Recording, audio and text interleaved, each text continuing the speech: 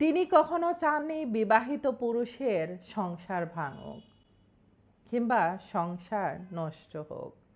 সাবিত্রী চট্টোপাধ্যায় তার বেশ কয়েকটি সাক্ষাৎকারে বলেছিলেন উত্তম কুমার তার বিয়ে ভেঙে দিয়েছিলেন, অথচ তাকে বিয়ে করেননি। মহানায়কের পজেসিভ সত্তা।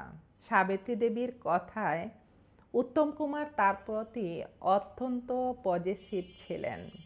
যখনই সাবিত্রীর জন্য কোনো ভালো ঘরের ছেলের জন্য প্রস্তাব আসত, তখন মহানায়ক উত্তম কুমার কোনো না কোনো ভাবে সেই পাত্র কিংবা তার পরিবারের কাছে গিয়ে এমন কিছু বলে আসতেন যাতে বিয়েটাই ভেঙে যেত।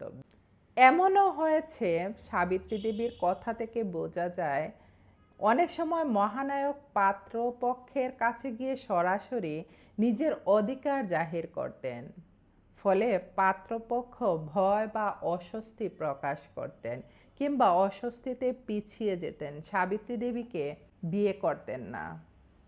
সাবিত্রী চট্টোপাধ্যায় কিছুটা আক্ষেপ নিয়েই বলেছিলেন, মহানায়ক উত্তম কুমার আমার ভালো ভালো সম্বন্ধ ভেঙে দিয়েছিলেন।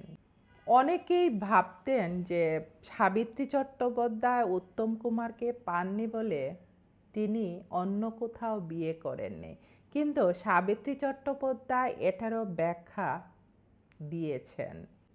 সাবিত্রী চট্টোপাধ্যায় বলেছিলেন কোনো এক সাক্ষাৎকারে তিনি যাদেরকে ভালোবেসেছিলেন তারা সবাই বিবাহিত ছিলেন, তিনি কারো ঘর ভাঙতে চাননি। আহা ভালোবাসা! আর যাদের সাথে তার বিয়ের কথাবার্তা চলছিল সেখানে স্বয়ং বাধা হয়ে দাঁড়িয়েছিলেন মহানায়ক উত্তম কুমার।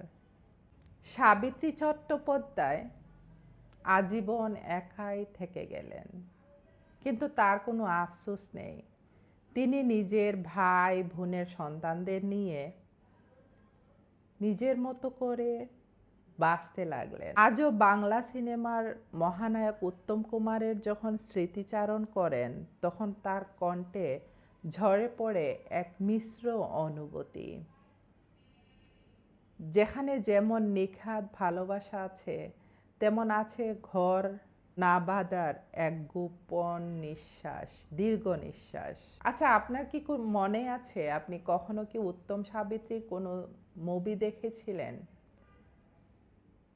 বাংলা মুভি দেখেছিলেন? যদি মনে পড়ে কমেন্ট সেকশনে জানিয়ে